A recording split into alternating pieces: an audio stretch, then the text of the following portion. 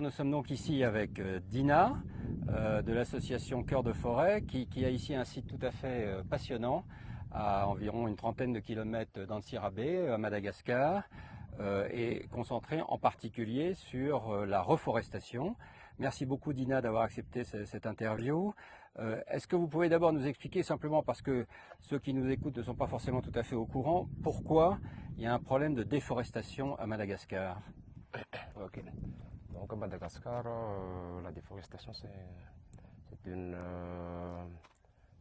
fait qui est beaucoup vu dans toute l'île à cause premièrement de problèmes économiques.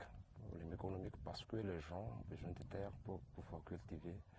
Ils ont besoin d'espace pour étendre leur culture, donc ils sont obligés de boiser pour pouvoir aménager leur culture. Et aussi problème parce qu'à Madagascar, la majorité des gens utilisent encore du charbon de bois.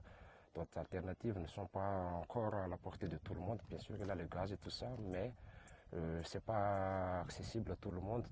Et les gens sont obligés de couper les bois pour pouvoir faire leur nourriture et pour leurs besoins quotidiens.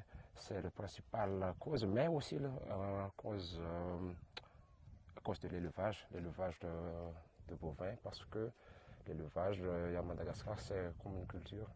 Et beaucoup de gens la pratiquent encore et il n'y a pas assez de manger pour les bovins, donc ils sont obligés de brûler un peu la terre pour pouvoir alimenter leur bétail. En gros, ce sont les trois véritables causes de la déforestation. Merci beaucoup de cette explication. Et donc ici, vous faites quelque chose de très important puisque vous essayez d'inciter à la reforestation. Vous avez ici plus de 200 000 plants d'arbres que nous allons peut-être voir en vidéo. Et nous avons un paysage où on voit bien qu'il n'y a plus beaucoup de forêts, plus beaucoup d'arbres. Donc est-ce que vous pouvez nous expliquer concrètement comment vous travaillez pour cette déforestation? Alors que nous, au sein de Cœur de Forêt, on travaille beaucoup sur la région de Vaknakaj tout d'abord, c'est-à-dire au centre de Madagascar, dans la région centre de Madagascar, dans les hautes terres. Et nous, à Cœur de Forêt, on essaie de faire de la reforestation basée sur quatre principes, quatre modèles, je dirais. Modèle de reforestation basé sur la conservation. Avec la conservation, notamment, on essaie vraiment de planter des plantes endémiques autochtones de Madagascar, et que là, en général, ce sont des parcelles qui ne vont pas être réutilisées après, mais qu'on va recréer avec des espèces endémiques. Et aussi une deuxième modèle, c'est la protection des bassins versants, parce que dans un endroit nu, l'érosion va faire des dégâts sur les bassins versants et qui vont détruire les rizières qui sont en bas. Alors il y a la nécessité de faire des plantations d'arbres. On appelle ça, modèle de protection des bassins versants. On casse les courbes de niveau, la puissance de l'eau avec la plantation des arbres, et aussi en mettant en association culture d'arbres et l'agriculture. On a mis en place un troisième modèle, un modèle d'agroforesterie, c'est-à-dire on utilise des arbres au milieu de la culture.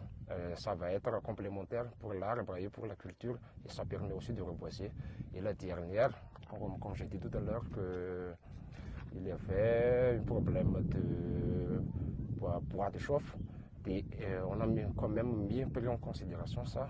Au Cœur de Forêt, on a mis en considération ça et mis en place un modèle de production, je dirais.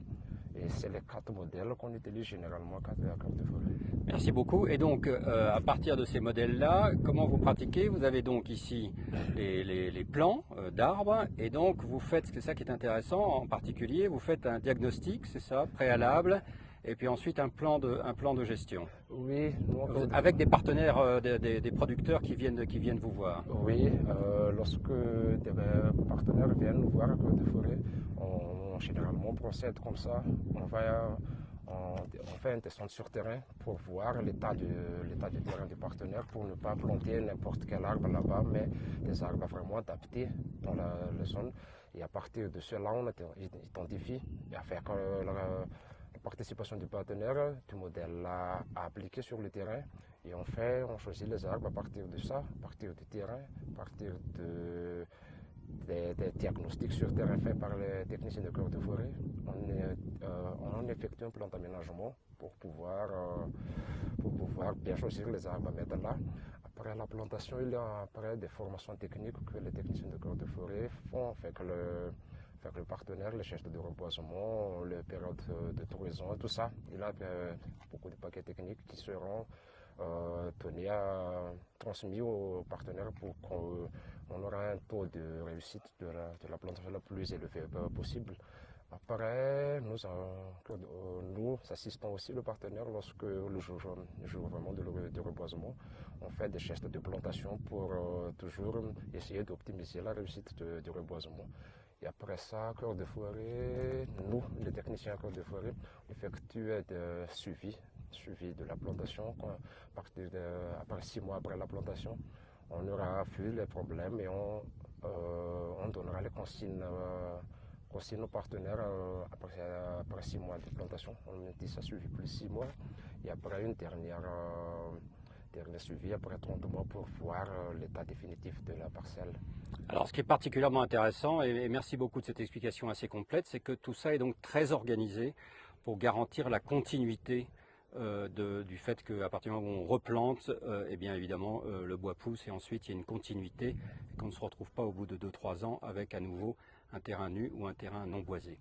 Voilà, merci beaucoup, merci Dina et merci encore de cette interview très intéressante et bravo pour ce que vous faites ici à Cœur de Forêt.